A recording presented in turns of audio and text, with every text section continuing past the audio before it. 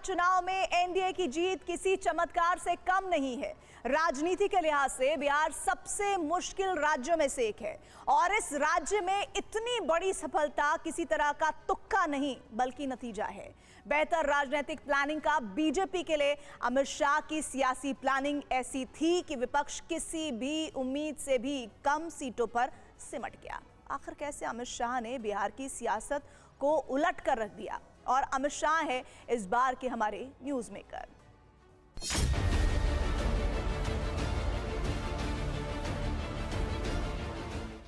अमित शाह जिंदाबाद, अमित शाह जिंदाबाद, भारत माता की, भारत माता की, भारत माता की। लालू राहुल की पार्टियों का सुपड़ा साफ।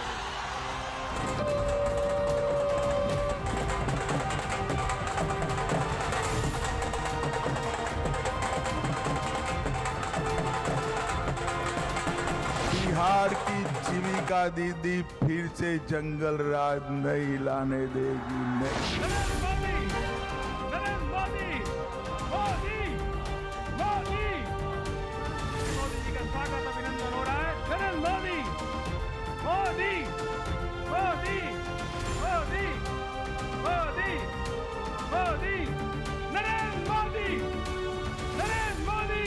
बिहार के लोगों ने बिल्कुल गर्दा उड़ा दिया है। नरेंद्र मोदी, नरेंद्र मोदी, नरेंद्र मोदी, नरेंद्र मोदी, मोदी। जंगल राज को बिहार की धरती पर नो एंट्री का स्पष्ट संदेश दे दिया है।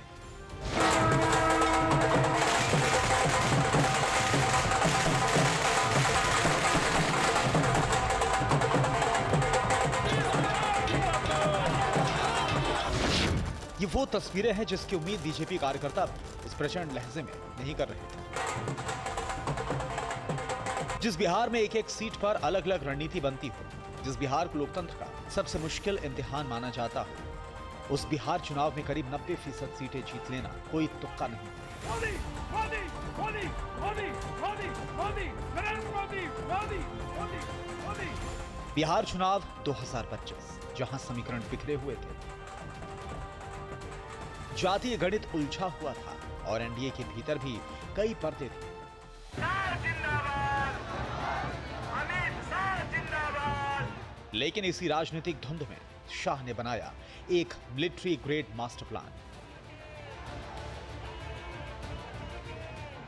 शाह के मास्टर प्लान को समझने से पहले जानना होगा कि आखिर क्यों बिहार बीजेपी के लिए इतना मुश्किल और जरूरी था। ये प्रचंड जीत, ये अटूट विश्वास बिहार के लोगों ने बिल्कुल गर्दा उड़ा दिया है। बिहार के लोगों ने विकसित बिहार के लिए मतदान किया है। बिहार के लोगों ने समृद्ध बिहार के लिए मतदान किया है। अमित शाह का चुनावी स्टाइल अलग है। वो हेलीपैड की राजनीति नहीं करते, जमीन पर उतरकर धूल सोखने वाली राजनीति करते हैं।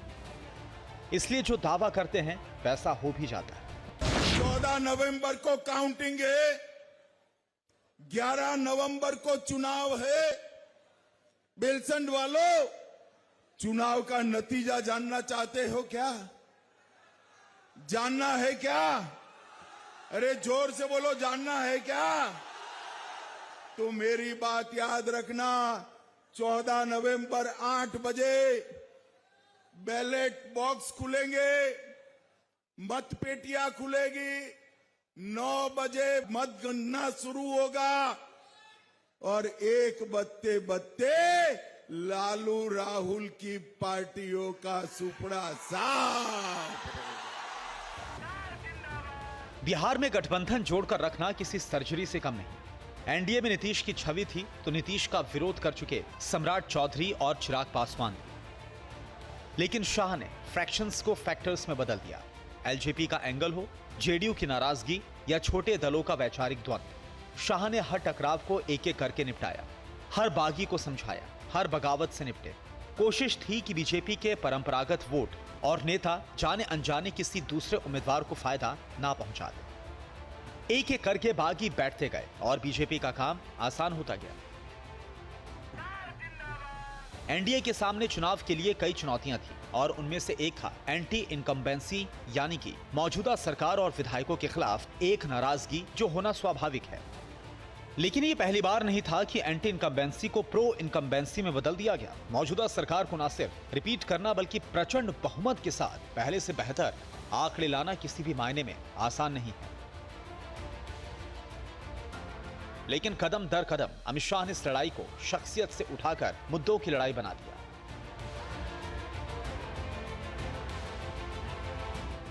एक एक करके मुद्दों को इस तरह से उठाया गया कि जनता को लगा कि उसकी भलाई एनडीए की वापसी में। शाह के पंच के आगे विपक्ष ढेर हो गया।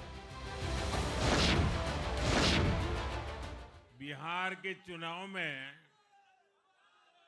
जब मैं जंगल राज की बात करता था, कट्टा सरकार की बात करता था, तो आरजेडी के लोग कभी विरोध नहीं करते थे, लेकिन कांग्रेस वालों को बहुत चुभता था और बहुत बहुत मोदी क्या बोल रहे हैं, ऐसा क्या बोल रहे हैं। लेकिन आज मैं फिर कहना चाहता हूं, मैं कहूंगा अब वापस नहीं आएगी कट्टा सरकार, अब वापस नहीं आएगी, अब वापस नहीं आएगी, अब वापस नहीं आएगी। ये लालू प्रसाद और उसकी पार्टी, उनके बेटे साहबुद्दीन अमर रहे के नारे लगाते हैं। मैं पूछना चाहता हूं लालू प्रसाद जी को, फिर से क्या आप जंगल राज लाने की सोच रहे हो? सपना देखना है तो देख लो, बिहार की जीविका दीदी फिर से जंगल राज नहीं लाने देगी, नहीं। लालू यादव के जंगल राज का खौफ इस कदर है कि लालू यादव आखिरी बार 1997 को मुख्यमंत्री की कुर्सी पर बैठे थे, लेकिन आज भी आरजेडी अपनी इस छवि से उबर नहीं पाई है। और इसी बात को याद दिलाते हुए अमित शाह ने आरजेडी के जंगल राज के सामने नीतीश और मोदी का सुशासन रखा।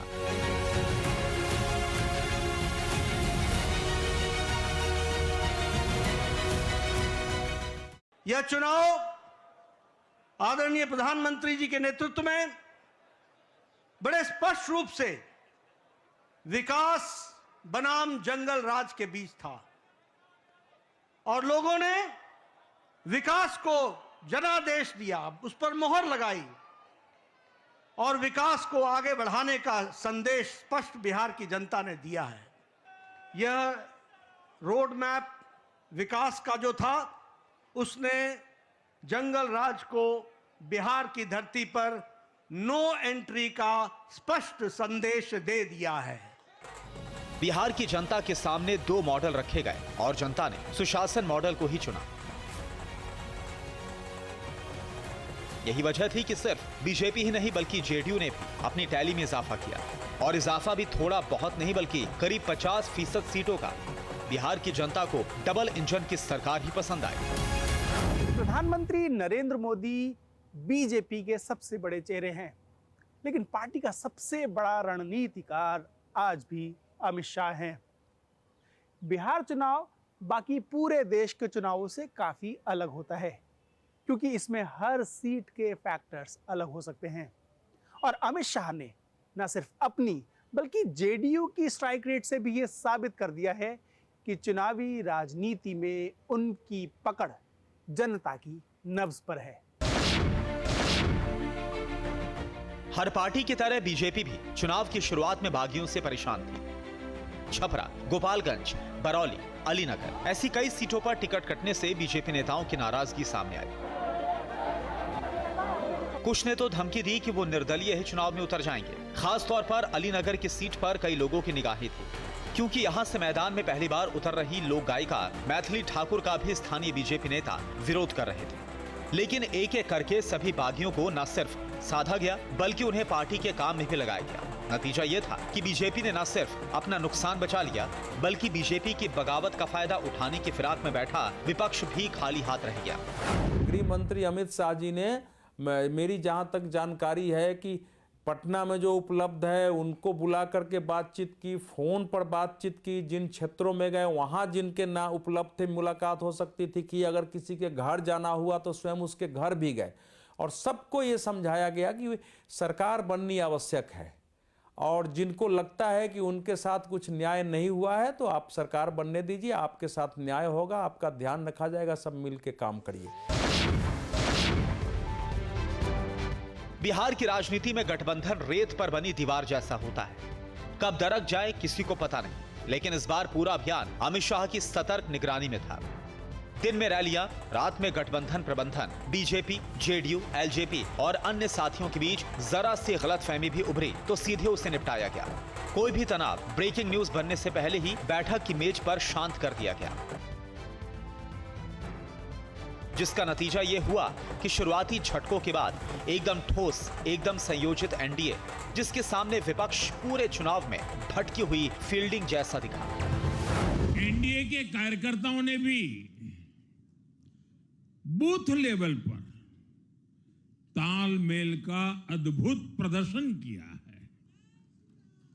मैं देश भर के भाजपा कार्यकर्ताओं का भी हृदय से अभिनंदन करता हूं। आपने बिहार के हमारे कार्यकर्ताओं के साथ मिलकर भाजपा की एनडीए की झोली को एक शानदार विजय से भर दिया है।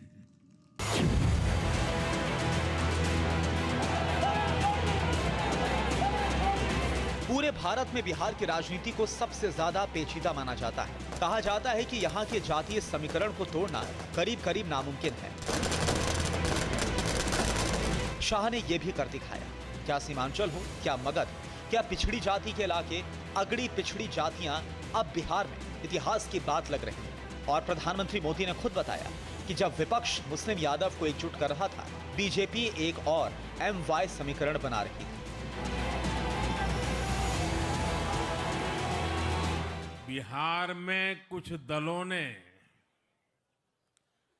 तुष्टीकरण वाला MY माय फॉर्मूला बनाया था, पर आज की इस जीत ने एक नया सकारात्मक MY माय फॉर्मूला दिया है और ये है महिला और यूथ। यूथ को विकसित भारत का नारा पसंद आया और महिलाओं को साधने के लिए तैयारी जून जुलाई से ही शुरू हो गई थी। मानो सारी प्लानिंग जून जुलाई में ही कर ली गई थी। जब बीजेपी की महिला मोर्चा की प्रभारियों ने बिहार में अगस्त और सितंबर के महीने में 2 प्रवास किए, तब करीब 300 प्रवासी महिलाएं आसपास के 7 राज्यों से बिहार गई। बिहार में पहला प्रवास 1 सप्ताह का था। तब प्रवासी बहनें अलग अलग विधानसभा क्षेत्रों में गई थी और वहां के जमीनी मुद्दों के बारे में जानकारी हासिल की। इसके अलावा उन्होंने वहां पर लोकल महिला कार्यकर्ताओं के साथ काम किया, स्थानीय महिला पदाधिकारियों के साथ छोटी छोटी बैठकें आयोजित की। तो इस तरह से पहले प्रवास में बीजेपी ने विधानसभा क्षेत्र और उनके मुद्दों को समझा। इस दौरान वहां के पदाधिकारियों से जुड़ने का मौका भी मिला और फिर नीतीश सरकार का 1.5 करोड़ महिलाओं के खाते में 10,000 रुपए डालने से महिलाओं में मौजूदा सरकार के लिए भरोसा और बढ़ गया। 1951 के बाद सबसे हाईएस्ट पोलिंग इसी बार हुआ है और 2020 की तुलना में जो पोलिंग परसेंटेज था महिलाओं का वो अबाउट 10% ज़्यादा हुआ। इवन गांव में भी देहात में भी। तो उसमें जो 10,000 रुपये सितंबर में दिए जाने लगे वो महिलाओं को, अब प्लस जो पेंशन था 400 उसको 1100 किया गया। आंगनवाड़ी की सेविकाओं का डबल कर दिया गया। इवन जो कुक था, जो कुक लेडीज़ काम करती थी, मिड डे मील बनाती थी, उनका भी पैसा बढ़ा दिया गया। तो मेजर कंट्रीब्यूशन इस इलेक्शन में विक्ट्री का महिलाओं को ही जाएगा। 17 सितंबर से 9 नवंबर तक शाह ने बिहार को एक चुनावी युद्ध क्षेत्र में बदल दिया। 5 संभागीय बैठकें जहां बड़े समीकरण सेट हुए, 5 जिला स्तरीय बैठकें जिसमें बूथ से लेकर ब्लॉक तक की मशीनरी को रिकैलिब्रेट किया गया, 35 जनसभाएं जिन्होंने चुनावी नैरेटिव को जमीन पर दहाड़ में बदल दिया, और एक मेगा रोड शो जिसने कैंपेन को भावनात्मक चरम पर पहुंचा दिया। कुल 46 कार्यक्रम, लेकिन असल मायने इससे भी भारी। हर मीटिंग एक रणनीतिक धागा बन गया, हर सभा में संदेश की बमबारी की गई और हर दौरा गठबंधन के पेच कसने के काम में आया। आप लोगों का स्मरण होगा कि अमित शाह ने 3 महीना पहले ही बोल दिया था दिल्ली में कि अब मैं बिहार में ही कैंप करूंगा, डेरा जमा के बैठूंगा। तो लिटरली डेरा जमा के बैठे ही हुए थे। उनका मौर्य होटल में 3 कमरा था, उसमें रात में डेली मीटिंग लेती थी 3 बार का। जो कार्यकर्ता लोग होता था सबसे मिलते थे वो। तो क्रेडिट तो उनको जाता ही है मैनिपुलेशन करने का या परसुएशन करने का या मॉनिटरिंग करने का, सारा क्रेडिट उन्हीं को जाएगा। बिहार चुनावों के साथ ही बीजेपी ने एक बेहद मुश्किल पड़ाव पार कर लिया है, और वो है हिंदी पट्टी में अपनी पकड़ को मजबूत करना। लेकिन यहाँ से पार्टी के लिए अगले कुछ महीनों में रास्ता बहुत पेचीदा है, क्योंकि आगे आने वाले चुनाव असम, पश्चिम बंगाल और तमिलनाडु जैसे राज्य में हैं। असम में भले ही बीजेपी की सरकार है, लेकिन पार्टी अब तक पश्चिम बंगाल और तमिलनाडु के दुर्ग को नहीं भेद पाई है। और क्या अपनी रणनीतियां बनाने और लगातार बनाते रहने वाले अमित शाह इस बार इन दोनों चुनावों के लिए भी कुछ नया कर देंगे? गंगा जी यहां बिहार से बहते हुए ही बंगाल तक पहुंचती है।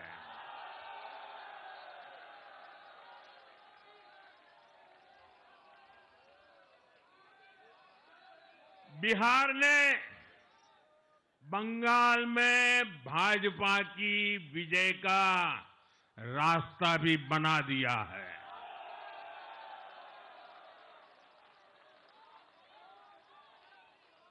मैं बंगाल के भाइयों बहनों को भी आश्वस्त करता हूं, अब भाजपा आपके साथ मिलकर पश्चिम बंगाल से भी जंगल राज को उखाड़ फेंकेगी। बीजेपी और अमित शाह के लिए एक इम्तिहान खत्म हुआ है, तो 3 बहुत बड़ी चुनौतियां खड़ी हो गई हैं। अगले कुछ ही महीनों में होने वाले चुनाव सबसे ज्यादा मुश्किल हो सकते हैं। बंगाल का दुर्ग भेदने के लिए बीजेपी जी तोड़ कोशिश कर चुकी है, लेकिन दीदी अभी तक बीजेपी से आगे ही रही है। नरेंद्र मोदी ने बंगाल चुनाव का जिक्र यूं ही नहीं कर दिया। गंगा की शुरुआत से अंत तक सिर्फ 2 राज्य ऐसे हैं जिनमें फिलहाल बीजेपी नहीं है। अगर बंगाल में बीजेपी जीत जाती है तो सिर्फ झारखंड ही गंगा किनारे बसा इकलौता राज्य बचेगा जहां बीजेपी फिलहाल सत्ता में नहीं होगी। और अब टारगेट साफ है, ममता बनर्जी को कुर्सी से हटाना। भारतीय जनता पार्टी के लिए आवश्यक एक था कि जो लोग इसके लिए संघर्ष निकलते हैं, तृणमूल कांग्रेस से, वामपंथियों से संघर्ष करते हैं, जिन्होंने मोर्चा लिया है, जो मतदान करने जाते हैं, उनके साथ जो कुछ गुजरता है उसमें उनके साथ खड़ा होने में समस्या आती है, और ये बहुत बड़ी समस्या होती है। इसीलिए कार्यकर्ताओं में, लोगों में ये चाहत रहते हुए कि भारतीय जनता पार्टी यहाँ जीते, दिक्कत होती है। दूसरा, वहाँ चूंकि 29 से 30% के आसपास मुस्लिम आबादी है, और मुसलमानों के अंदर ये भाव भरा गया है कि भारतीय जनता पार्टी जो आरएसएस है, ये सब मुस्लिम विरोधी है, बल्कि इस्लाम विरोधी है। तमिलनाडु भी बीजेपी के रडार पर है। जयललिता की मौत के बाद एआईएडीएमके कमजोर हो चुकी है और शाह इसी कमी को भरना चाहते हैं। बीजेपी ने इसी वजह से अन्नामलाई जैसे आक्रामक नेता को बीजेपी अध्यक्ष भी बनाया। वो राज्य में संदेश देना चाहते हैं कि डीएमके को किसी तरह का वॉक ओवर नहीं दिया जाएगा। एआईएडीएमके कमजोर और टूटी हुई है।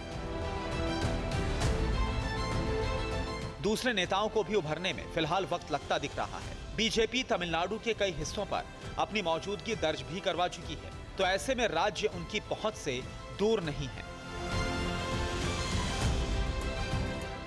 जो एक निरीश्वरवाद का वहां था कि ईश्वर नहीं है, जो पेरियार के द्वारा जो राजनीति वहां शुरू की गई थी, अब उसका सामना इनको करना है। ये कर भी रहे हैं सामना, लोग भी खड़े हो रहे हैं।